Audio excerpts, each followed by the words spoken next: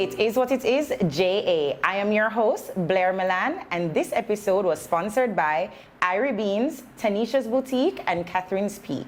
Today I have with me Dr. Kiri Bridgewater, who is an OBGYN, and Dr. Daryl Daley, who is also an OBGYN. And today's topic will be discussing sex and women's wellness. So guys, I want to get into it and talk about, how people don't put real importance on sex in the relationship, and a lot of times these are the things that cause problems in relationships because we're not communicating what we like, what we don't like, or I'm not willing to try that, or I am willing to try that, stuff like that will spice up the relationship. So what's your take on that? No, I agree wholeheartedly, Blair. I mean, communication is important in all aspects of your relationship. Right. And sex is most certainly one of those things you have to communicate about. Yes. Because you have to have dialogue for people to understand what each other likes, so that you can make sure that it is a mutually beneficial situation. Because enough people out there having sex and the woman is just doing it for the sake of doing it. Right. They're not enjoying it. It's like, oh yeah, well, it's a part of what I have to do to please him. Yeah. No. You need to be pleased too. Thank Point you. blank. Thank you. Right? So you definitely have to be talking about it and communicating with your partner. Mm-hmm. But honestly, Blair, I would take it even one step further. Right. I think that more people just need to understand what they like to begin with. That too. Yes. I think that a lot of people, particularly women, I'm sure that I may or may not agree, but I think particularly women, we don't really know what we like, because even though women are innately such amazing and sexual beings, they're basically been suppressed all their life. Mm-hmm. Like between society, between the church, between the man, between our own mothers and female figures, you know? You're kind of told, like, no, don't do that. You're not supposed to express that. That's, that's a by the way part of who you are. That should not be to the forefront. Exactly. And so I think a lot of women just first need to take the time to understand what they like, to prioritize their sex life and enjoying sex, and then communicating it to their partners to make sure that it's mutually beneficial. Right. What's your take, Daryl? I fully agree with Dr. Bridgewater. No, communication is very important.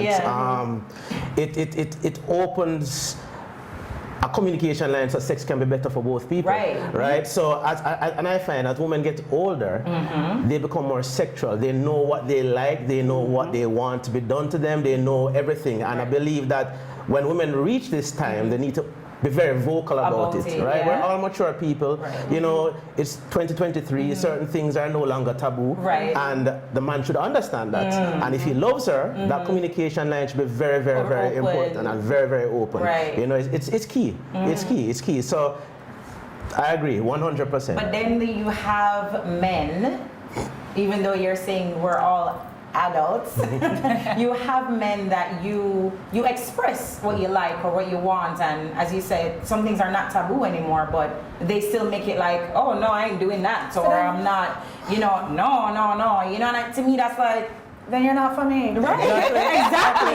Exactly. And then there are men who that want stuff, done their way, but you're not even trying to reciprocate. Like, what's the deal with that? Like, it's a two-way street. It's a two-way street.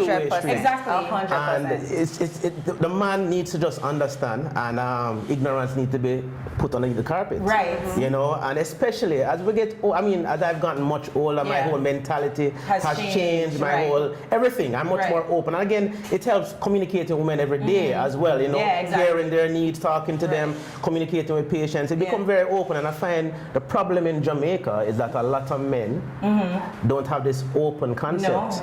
No. And they need to realize that in order for the relationship to grow, both of you need to be happy. And you have to put your woman first, you have to put your woman first. She's that glue for the relationship. Women are the glue, women are the ones who hold it down, in my opinion. In my opinion. No, I believe a good woman holds down a man, and a good woman makes a man better. So it's your job as a man to ensure that your woman is happy in every aspect. Physically, mentally, financially, sexually. Everything needs to be covered. And that is reciprocated. Well, wow, there you have it, men. I hope you heard and you're taking the lead from Dr. Daryl Daley, right? But yeah, you know, I just think that, as you said, there's a lot of ignorance, and even in women, there's a lot of ignorance. Women, as you said, Kiri, they don't understand what they want. They don't even understand their own bodies. They don't even understand what's going on. That sometimes it could really just be a simple thing. You just need to go and talk to your OB. You know, there are women who genuinely they probably haven't even seen the OB in like years. So they don't know what's going on down there. And then, you know, they sleep with somebody and the man is like, yo, what's up? What's happening? You know, for whatever reason. And then they're like, what do you mean? And they talk to their friend about it and like, why haven't you gone and checked to see, you know, is something deeper happening, you know, whatever. And then I've also found that, you know, women who have either had kids or even haven't had kids, because, you know, you always hear the stories where men say, oh, this girl thing did big or deep or whatever. Which is also a misconception because once again, you guys can speak from a medical standpoint that every woman is different and they're born different. So not every woman has a, you know, well, you can speak to me. That's a what, Blair? Not everyone is naturally like small, tight, whatever. You know, there are different sizes. Isn't it? So, you know, like people need to understand that. And I think that's also a thing that men and women don't understand, because there are women who bash women and say, oh, because whatever you know, like you will be, that's not okay. That's not okay. That's not okay. No. And everybody's different. No, you know? 100%. Because the vagina is an organ, just like any other organ. Right. So just like somebody have shiny eyes and somebody has big eyes, somebody might have a tiny nose and somebody has a not so tiny nose. Right? Every vagina is different, right? Some are longer than some are shorter, some are a little wider. And just like how every penis is different. Exactly. Let's be real here. Let's be real here. Let's be real. There's some long ones, short ones, very you got small stocky ones, you got slim ones, and it's just what it is. It's just what it is. It is just what it is. But at the end of the day, it can, and no matter what your vagina is, it can actually work for you. And it's important for you to understand how to make it work for you and your partner. Right. And if it's not, then there are things that can be done to help it. But at baseline, women can function regardless. And there are things you can do. It's a muscle. Yeah. There are things you can do to strengthen your muscles down there. There are things that you can do to help with your grip and all of these things. And there are things you can, no, but it's serious stuff. And there are things that you need to know also what makes you happy. Right. What makes you tick in sex. You understand? Yeah, exactly. Because there are lots of women out there that are having sex on a regular basis and not orgasming. They're not coming at all. And it's just mind blowing when you talk to them, and because they don't understand, you know, there are different ways to orgasm. Right. Do you orgasm through actual penetration? Right. Do you orgasm from clitoral stimulation? Right. What actually works for you? And it's important for women to know that so that they can now enjoy it, and then also make sure that it is enjoyable for their partner. Exactly. And that comes through multiple platforms. Right. Definitely. One more point to add. Okay. And I have found, just again with experience, sex is 85% mental right. and 15% physical. I believe that. And I believe once that connection is there, no matter what, no matter the size, the depth, the musculature, it will be amazing. Yeah. Once that connection is there. So it's an 85% thing. So it's very important when you're talking to women to get an assessment where their headspace is, because bad sex can be a result from poor communication. Yeah. Very important. Very important. You know something and it working out good for you, and you're in a bad place, and all of a sudden it just not connect the way. What's happening? Like, like we're not connecting the dots. What's going on? You know. And I agree with you that once again it goes back to communication. I feel like we talk about this in almost every single episode. Communication is so important in everything in a relationship, especially sex. You wanting to know that you can please your partner and vice versa, and saying, listen, I don't like this, or when you did that thing, I want you to do it again. You know, or can we try this? Or, you know, sometimes a little spontaneity is nice too, but you just need to have that conversation with the person and be like, yo, you know, what's going on? Certainly. Yeah. To be like a safe space. Right. So you shouldn't feel like with your partner that anything is beyond. Like you should be able to say anything to your partner about your needs or your desires. Right. And even if at the end of the conversation you guys decide, you know, maybe that's not really for us, but you should be able to at least broach that conversation and feel okay. And then there's some men who have big egos that think that them good no matter what. So them think them doing the same thing with multiple women, and it's like, yeah man, ramatam, jamatam. And it's like, yeah, that's it. That's what works for me. But then you try somebody else who really like knows what she wants, and then she's like, bro, what are you doing? and then they're offended because you're like, what do you mean? You're the only person that's had this issue. And I'm like, it can't be me. Like, I mean, they probably just didn't say anything, you know, and I feel like, as he said, it just needs to say what it is, you know? It is what it is. It is what it is. And the men just need to accept that sometimes, well, not all that.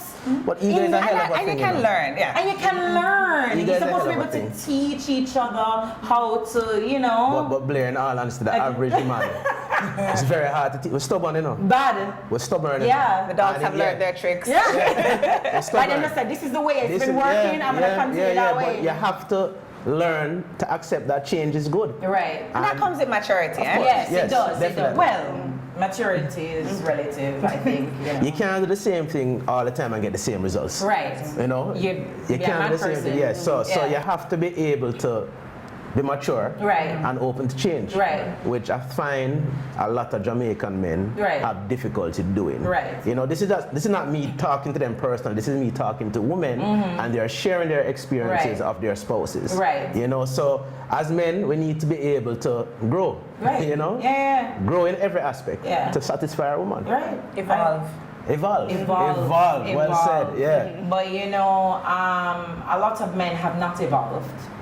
You know, and it's just, when are they going to evolve? I don't know. When they're like 50, and sometimes even when they're 50, they don't evolve. Like I feel like I've had conversations with, you know, different people, obviously, you know, because of the show and stuff like that. And when you have certain conversations, you're like, wow, y'all are real selfish out here. Like, you're just trying to make sure you're good. You have achieved your satisfaction, and then the girl's supposed to just be whatever. You know, I don't, Yeah, but I feel like you will learn one way or the other, you know, because if every woman decides that if it doesn't work for me, we're not doing this anymore. Right. And if they're not actually making it work for the women in their life, and they decide they're not doing this with them anymore, they will have to figure it out. Yeah, they'll figure it out. That's true. They will figure it out. So I think we just need to advocate for ourselves more. Yeah, and figure out what we want. And if you're not giving us what we want, then if you do not serve me, sir, bye. The end. The end. You understand? And I'm big on that. If you do not serve me, because you're gonna serve me, yeah? And I'm gonna serve you. If you don't serve me, bye-bye. Do always. And it's not just sex, it's about all aspects. Everything. If you're not serving me emotionally, if you're not serving me, you know, in terms of communication, otherwise, sexually, etc. Exactly. I think we just need to stand up for what we want. Women need to know what they want and know what they're about. And it goes back to exactly what Daryl said, that it's 85%, you know, mental. So I believe that. Like, once you're really feeling somebody and you have the connection, and like everything else is gonna be excellent. Like, you don't even need anything else, you know. That part of it is just gonna be really good. And I think that sometimes the sex really does break down the communication in the relationship, you know. Sometimes you're really just not happy, and then that's why people go out and then go cheat. So instead of them having that conversation with their partner and say, oh, you're really not satisfying me, or, you know, whatever, can you know, do this way or whatever. Like, people are afraid to have that conversation. And as Kiri said, there are options out there. Yeah. You know, I mean, you can start with basic counseling. Right. You know, counseling, a lot of time it's just break down the communication, you know. So counseling can feeling help. like they're afraid to have that conversation, like maybe they're afraid to either hurt, you know, their partner's feelings, or ego is big on ego, you know. Either the man or the woman, you don't want to hurt her feelings. She feel like, boy, she putting out all the work, and then, you know, it's just like not satisfying, you know. And it's the same like for men.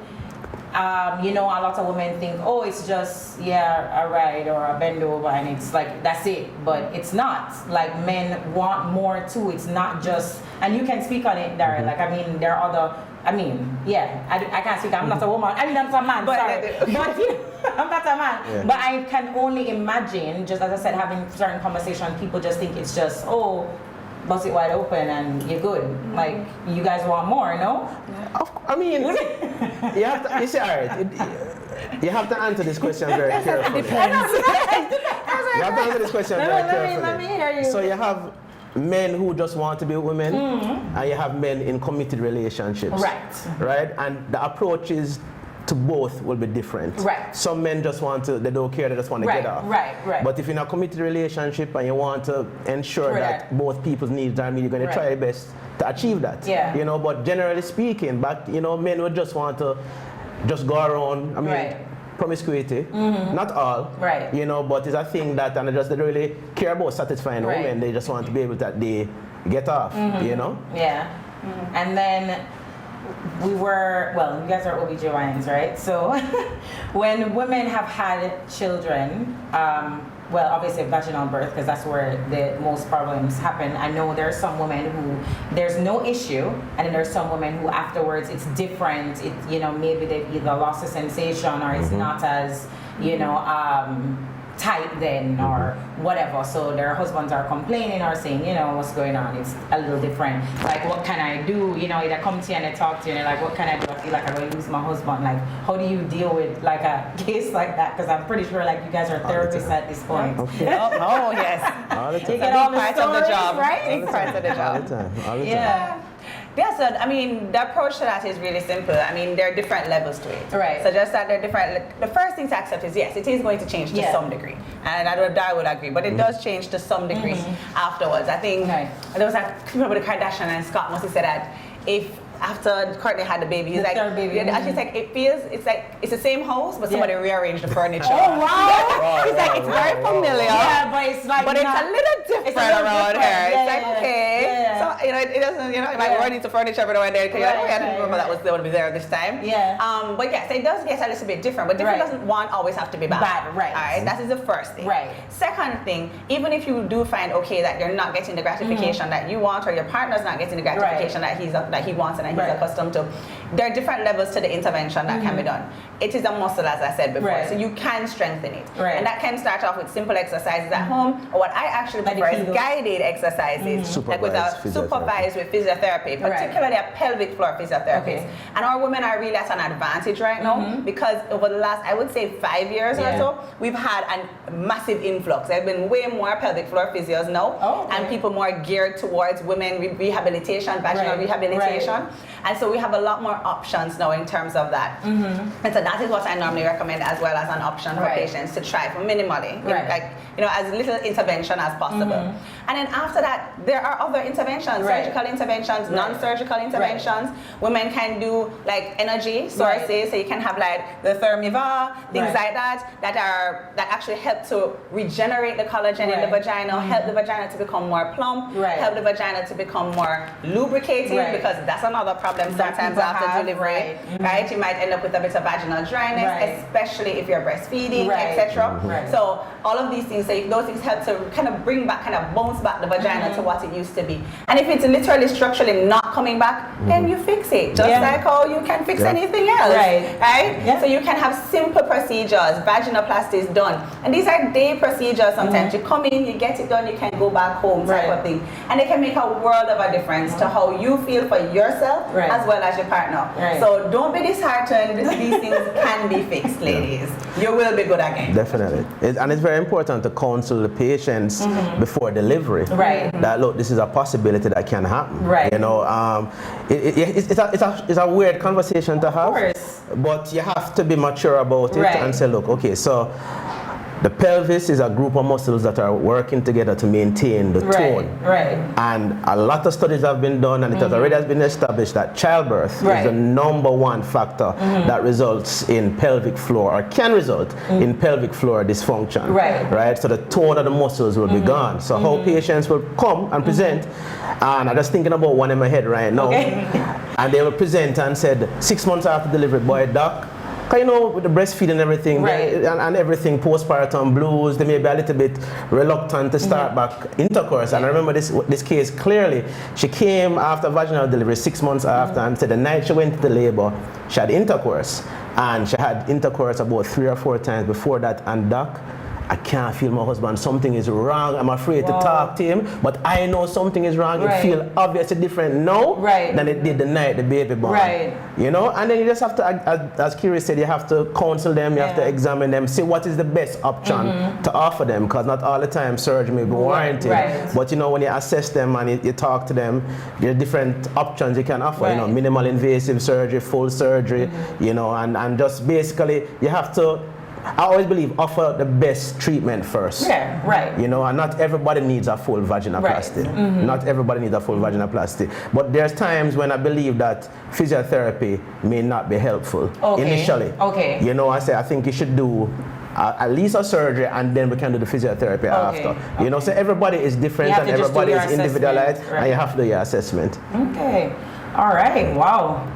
That's a lot of information, guys. Yes. So I have another question. So we spoke about, obviously, you know, women having kids and what could possibly happen. But what if a woman is promiscuous and she's had multiple partners? Have you found then, because you know, people say this. I don't know if it's a myth. I don't know if it's true. I don't know. You know, you guys are the medical doctors. Maybe you can tell me so the people can know if it's really true. You know, people say, "Oh, this girl is promiscuous. She's had multiple partners." So the word on the street is that she's big. Is this really a thing? Meaning that, you know, she's had multiple partners, so this causes her.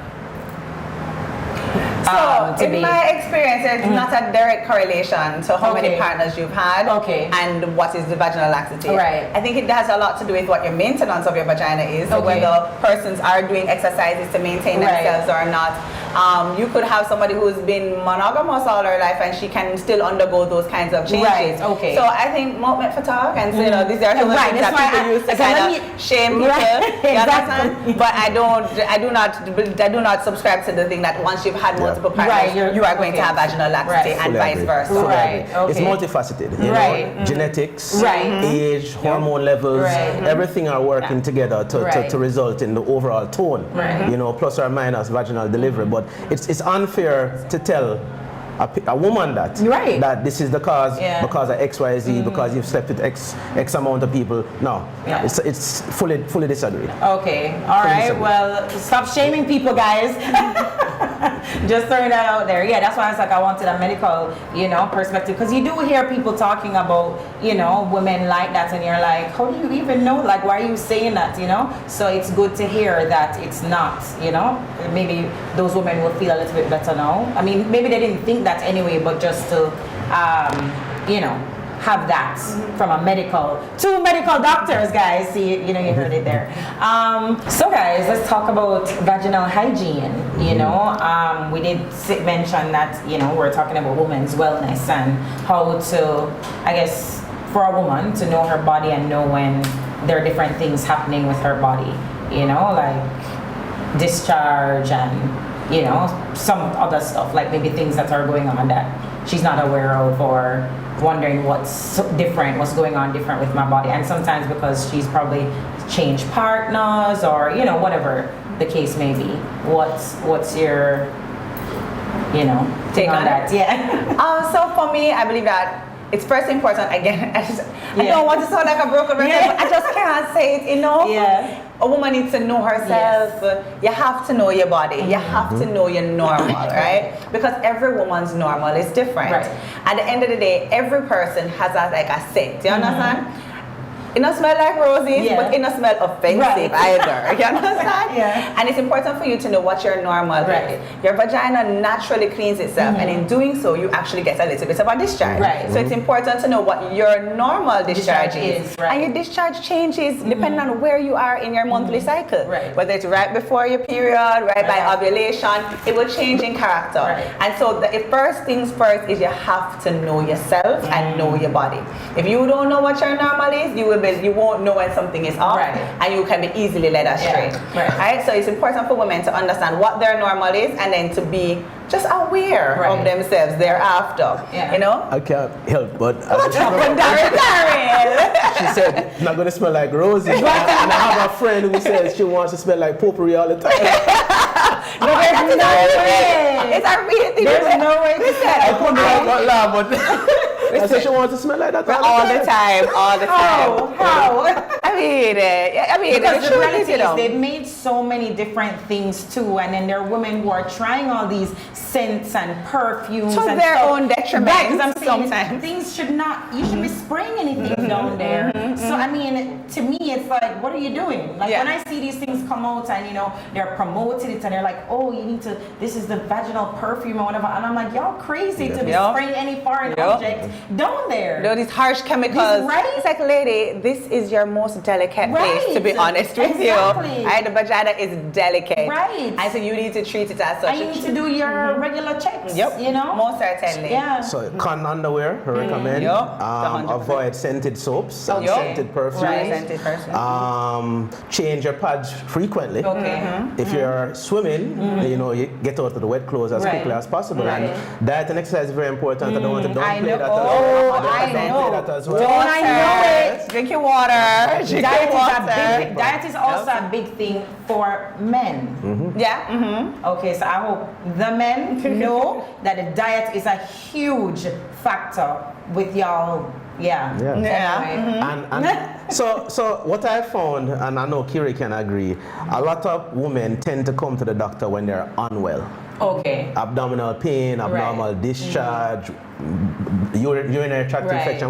Most women tend to come when they're unwell. Right. And what we want to encourage as gynecologists is to get into the habit of visiting your gynecologist at least once a year. Yeah. It's I do called that. the Well Woman Visit. It's self-explanatory. Yeah. You're well, you're a woman, and you're coming for your visit. Right. And at that time, with a detailed history, address any issues you may have, contraception, anything, with a detailed pelvic exam, foot exam, examine the breast, talk about vaccination of a pap smear is necessary, and it's just very important. You should do a pap smear once a year. We're going to talk. It's actually getting a little controversial. We're going to talk about that. Okay, all right. Let's talk about that. But I just want to just encourage women to just go to your visit once a year. I find when I look at my records, my most packed month is January.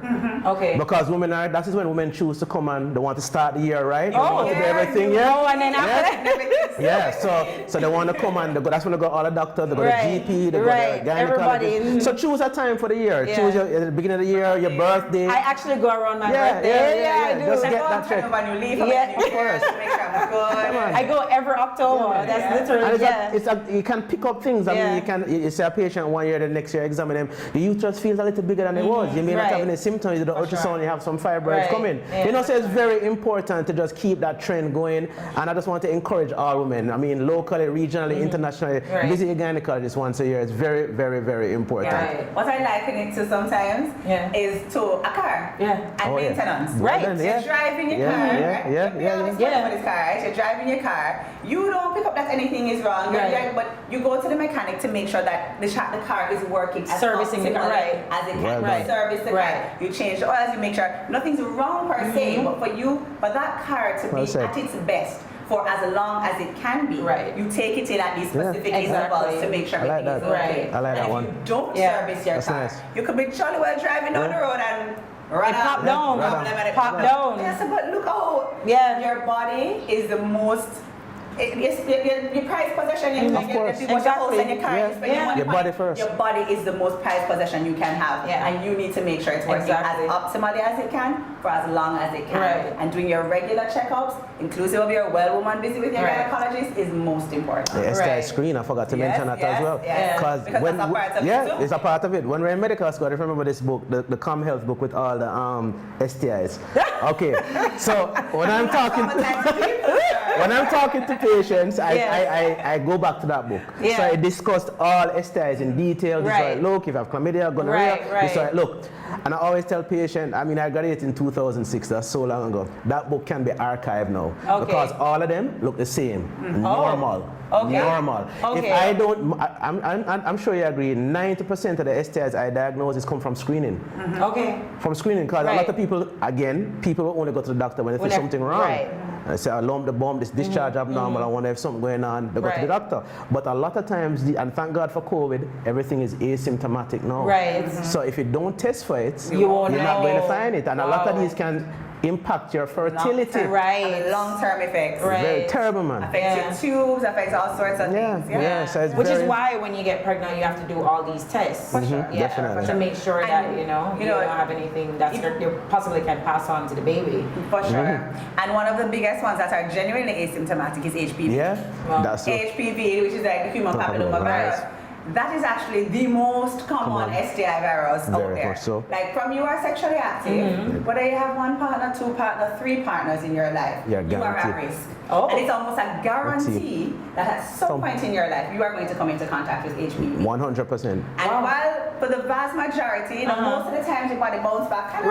Actually, it's kind of like COVID. Okay. Because some people caught COVID and they never even know. It's like when they went to test because they had to travel and they get a positive and they said, me? COVID? So some people get HPV and they don't even know. It's only test you might find out, but your body would naturally have gotten rid of it anyway. Some people got COVID and they got mildly sick. Some people got COVID and they got really sick. Similarly, some people get HPV and it's a mild thing. Some people get HPV and it can actually lead to cancer in certain stages.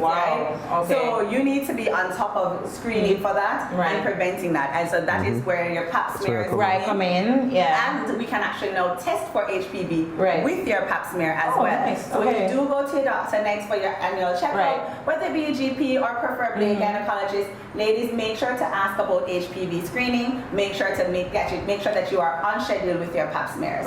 But this we spoke about the other day. But because but the late so if you understand HPV, you have like 300 types of HPV, but like about 13 or 14 of them are what we call oncogenic or cancer causing.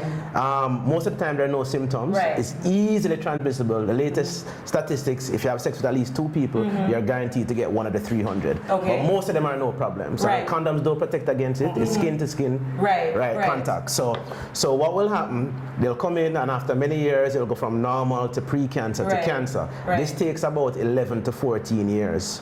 So what the pap smear is actually trying to pick up is that pre-cancer phase. So we can confirm it and treat it and prevent it from going to cancer. That's the whole aim, That's the whole aim of pap smears. A lot of women don't understand it. The whole aim of pap smears is to pick up pre-cancer cells so we can treat it and eradicate it. So before it was every year, but a lot of the studies have shown because it takes so long, they have extended it from every year to every 3 years. And if you're more than 30, you can add on an extra 2 years to it, so that's 5 years if you do a HPV with it. So, but it's different doctors because even different views. What we also have gone to is that, unfortunately, what kind of HPV that Daryl mentioned, there are like 300 of them. Say around 30 of them are cancers, right? And then within the 30, you have about another 10 that are a bit more aggressive than the others, meaning it progresses a little faster. And what we found historically is that locally, we tend to have the aggressive one. Jamaican people are aggressive from long time. So I had to get the aggressive one. We had to get the one that was going to go 100, So we found that with that they have, our strains actually tend to progress a little bit faster. So the current recommendation, I think, from the local government is that we can do it every 2 years if you've been having regular pap smears before. But you have to take into consideration the if you have been. Because so clearly for someone like me who has been doing it every year, I should do it every 2 years. You can actually ease off and do it every 2 years, especially if you put in like a HPV testing with it or something along those lines.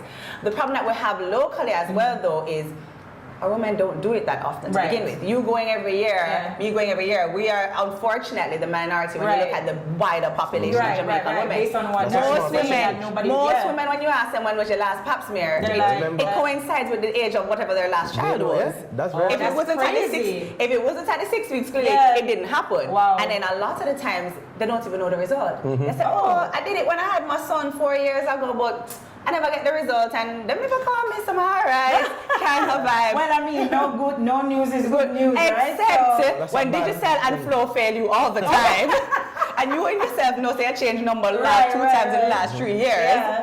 That's not a fair thing because a lot of the times the clinics do try to reach out, or sometimes they're overwhelmed and they, things fall through the cracks. So we have to take responsibility for our health, and we need to get our women in the practice of doing the pap smears regularly to begin. Because it usually takes 3 weeks to get the results. Well, it depends on the lab and stuff like that. But at least you shouldn't be like going 6 months, Right, a year without hearing your results, you know? Yeah. So I think for us, it's really important to just get women in the door to begin with, in the habits of doing the pap smears, and then we can stretch it as long as we can. Because cervical cancer in Jamaica is the #2 cancer that kills our women. Exactly. And it's preventable. Preventable cancer. And if you look in the States and the first world, it's at the bottom after 10.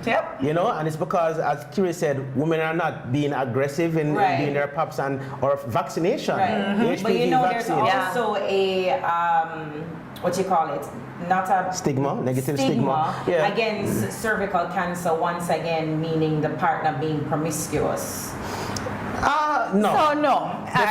It's really, I would say the main factor for us, whether you get cervical cancer or not, is whether you are screening or not. Okay. Yeah. Because from anybody having sex, you're at risk for HPV. Right. And if you're at risk for HPV, you're at risk for cervical cancer. Right. So it's really about the level of screening that you've been able to do. And even sometimes then, it's, you know, things happen. Right. But at the end of the day, I would say that's the most important thing. Being on top of the So just make sure that you're and just to add to the screening again, I mean, as I said, the doctors have different, there's nothing wrong with doing the pap smear every year, you know, personally, you know.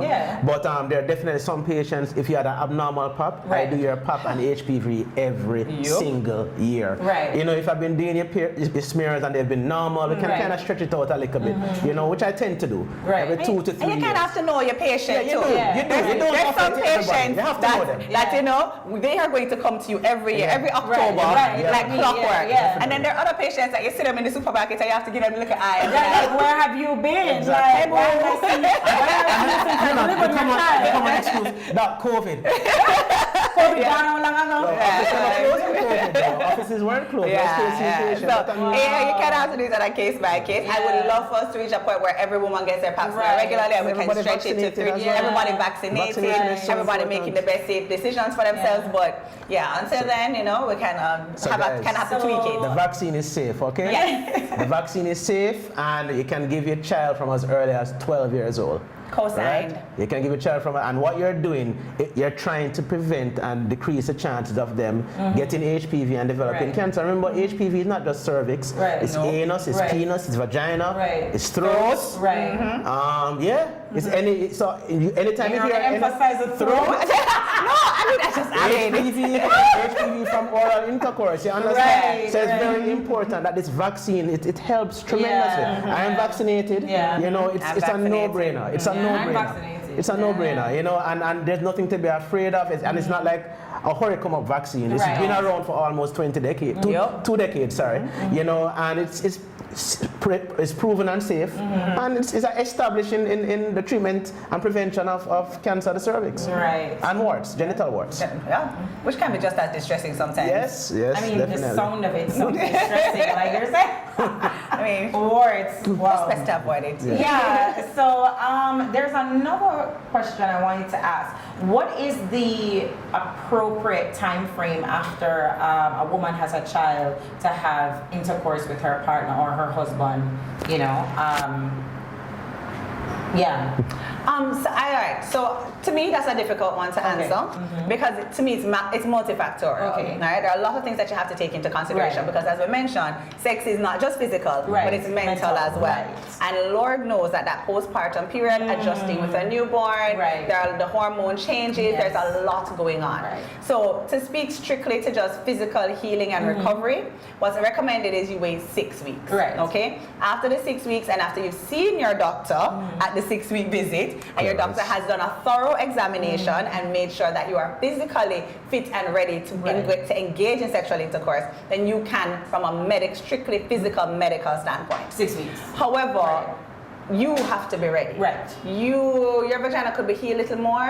If mentally you are not there, if you are not going to become lubricated, you are not going to enjoy it, you are likely to tear, you are likely to get into a lot of other problems. And then postpartum blues. The postpartum blues. So you have to headspace, you know, whether you're having, so we need to take into consideration postpartum blues, postpartum depression. I mean, there's just so much to go that goes into that situation, even the situation between you and your partner, because a lot of the times, you know, when people have a baby, they kind of let the baby become the center of attention. and the partner kind of falls to the wayside, and you've now become so-and-so's mommy instead of being so-and-so's partner, or instead of being yourself. Women lose themselves sometimes in caring for their child, you know? So there are lots of different factors that have to be taken into consideration to make sure that you as a woman feel you and your partner, because it can happen to the men as well. Men can become, you know, I mean, it happens to them less. They tend to be always ready, more or less, but they can also have other things going on with them mentally that makes them not fully ready to engage in it. But you guys have to have that communication and decide what works best for you, and that's what I think. I fully agree. Fully agree. I mean, it's a team effort, and most of the women I have spoken to who suffer excessively from postpartum blues or depression lack partner support. You know, they lack the partner support, and that's a big issue. So if the partner is not supporting, they're fully turned off to them. And if they're turned off up here, forget about down there. You know, forget about down there. But Dr. Kiri brought up a very good point. The men can be going through stress as well. You know? This is a new environment for them. A lot of them think about the whole financial aspect. I don't want to downplay that, but that's a reality. No, it's a reality. You know, money is not working. Everything they have to ensure they're providing for the family and make sure things are in place. So a lot of times they can be going through their personal stresses as well, and they probably don't even feel like they're in the mood. But again, this is when it boils back down to the they gain the baby weight. Of course. But again, it comes back to the communication. You know, it's support and communication, and just be there emotionally, physically, psychologically. I mean, I said that before. You know, it's very important. As foundation. Wow. This has been really informative. I mean, some of the things I feel like I already knew because you guys are my friends. We talk. Yeah, so we talk, so I get it. And these are some of the things that I do anyway, you know, like doing, as you said, doing your yearly checkup and whatever, as you said, we're in a minority and it really should, you know, women should really take more importance on their health and wealth and just everything, and knowing what you want and understanding your body. But what I find is that it's the older we get as women, is the more we understand our body. Because you're younger, you still, as you say, you just whatever, and you don't even know if you like it or not. But the older you get, the more you're like, no, this is what I like. Yeah, but I think we also need to pay it forward and have the discussion with younger girls. And be like, I think as a community of women, we're getting better at it. We are. But we need to start talking about it more. Yeah. You know, talking to the younger persons, talking to each other, knowing, you know, figuring that out. So, because a lot of the problem is, when we were growing up, we were told, no, don't talk about that. Or the generation before. What? They never spoke about it. So the thing is, you are going through things that you didn't even think you'd have been going through, and they probably went through it and never even thought about it. You know, they're like, from that generation where you just don't talk about it at all. A big topic is menopause. I was about to say, that's the next one. That is the most, oh boy, it's not talked about. Not talked about. A lot of patients suffer from it. Give ourselves such a disservice by not talking about it, because women are going into it and being completely blindsided because they don't know what is happening to them. They literally think they're going mad sometimes, and not realizing that this is actually biological, this is hormonal, this is, and this has options. Yeah, some people go through it earlier, and even when people do realize that it's menopause, they're like, oh Lord, there's some suck salt and deal with it. Not realizing that there are options out there for them. There are things that can be done to help them to transition easier. So, I mean, you know, there's a lot of groundwork for us to do as women, for us to achieve our best health and wealth. And I think communication is very important, not with our partners and also with each other, friends, and with your healthcare providers. Having a healthcare, if you feel you can't talk to your healthcare provider about that, then you have a problem. You really have a problem. You need to fight. Whether you need to move, whether you need to broach it and see, maybe you think you can't, but you can't. What's the point of going to someone for medical advice and you can't even speak to them about the issues that you're having? My approach that I always tell patients, if I can't solve it, I know somebody who can. You know, so come and talk to me. If I think something is bigger than me, I don't take it on personally. You know, I'll send it elsewhere. You know, and it's my job to do you justice. That's my job. You're coming to me for me to help you. So I have to ensure I'm as professional as possible and give you the best options available, whether it's in Jamaica or not. You know, that's my role. At the end of the day, that's all I really care about. Ensuring that I've done what I'm supposed to do for the patient and I've done it effectively. That's what really matters at the end of the day. I like that. Wow. Well, Guys, this has been really interesting. I really hope everybody learned something from this because, boy, that was a lot of information. I'm just trying to think if we've really, covered it all. Is there anything we've left off? I mean, we never talk about the O-shot. Oh yeah. How could we not? How could we not? Come on. The revolutionary. Daryl, come on. Mind blowing. Talk about it. So because a lot of people, it's so funny because once again, because I'm friends with you guys, I'm privy to a lot of this knowledge. And it's so funny because when I have conversations with people, they're like, what is an O-shot? What does it do? Stuff like that. And I'm like, well, some of the things that we discussed, if you have a problem, like you're not, you can't achieve an orgasm or you're not lubricated enough or, some of these other things. But obviously you can go deeper into it. But So, all right, we have to understand the sexual cycle first. Right. So you have excitement first, you get aroused, you get excited. You have plateau, that is when you're actually engaging in intercourse. You have orgasm, then you have resolution. So that's the sexual cycle. Okay. So the O-shot helps in every aspect of that, right? So what the O-shot really is basically the blood. It will take your own blood. The blood has different constituent cells, white blood cells, red blood cells, platelets. The platelets are the part of the blood that rich in growth factors and regenerative properties. So we want to isolate those. If you get a cut, if you get an injury, and it's in clot form, and the platelets have the clots that cause, or the thrombin that causes the clots. Right. If you ever get a cut and you see that yellow thing, and when the scab is healing, that's the platelets, right? So this technology is nothing new. It's been around for about 40 years. And used for different areas.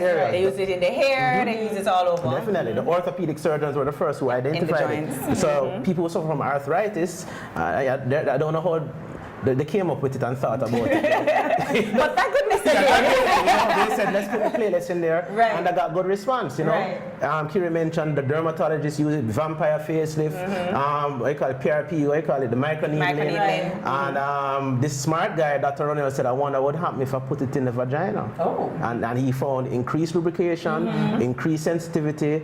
If he suffered from painful sex, it would help with that.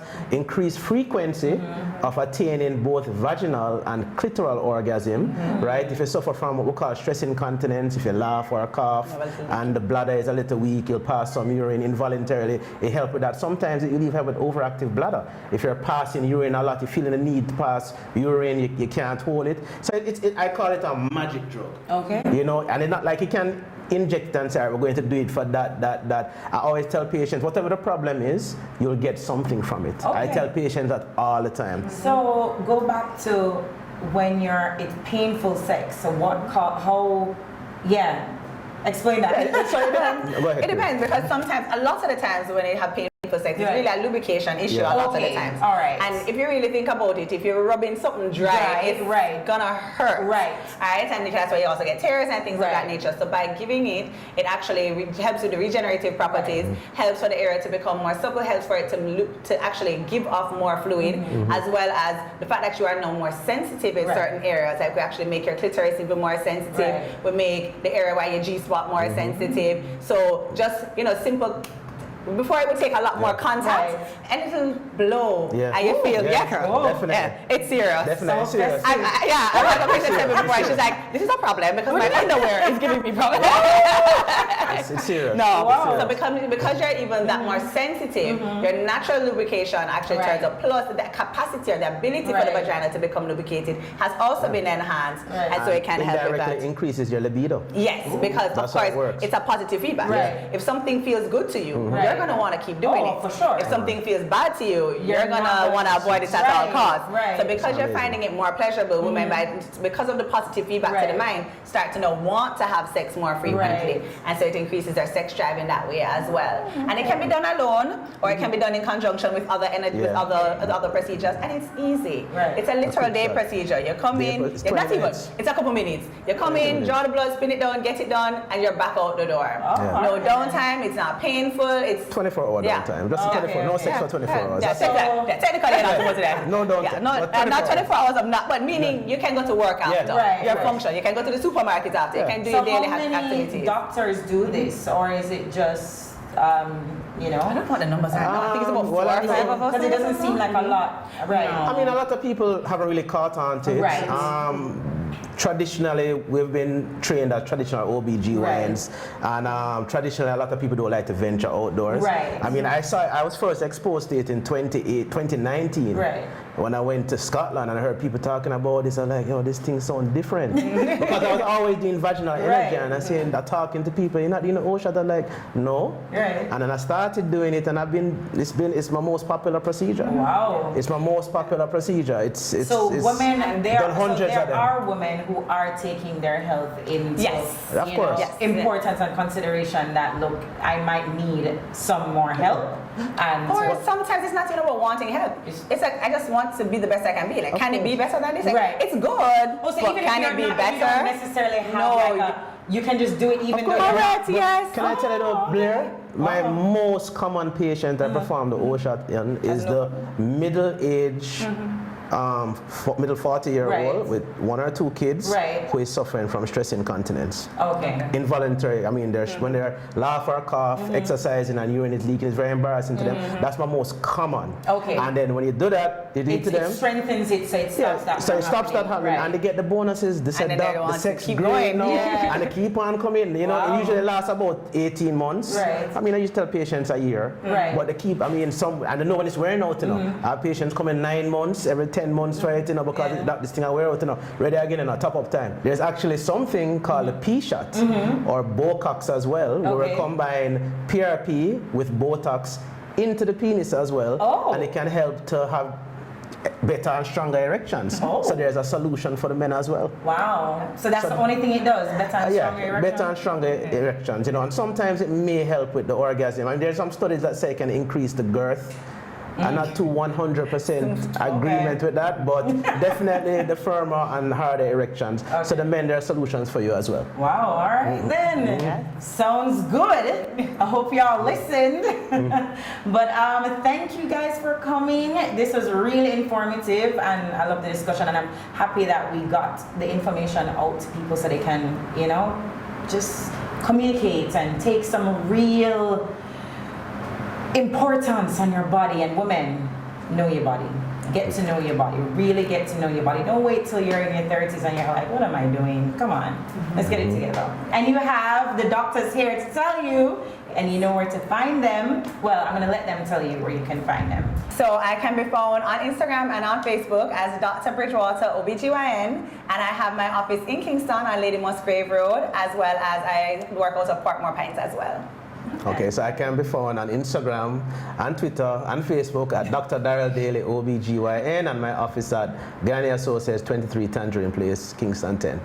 And you know where to find me at Blair Milan Whittingham, and it is what it is, JA. See you soon.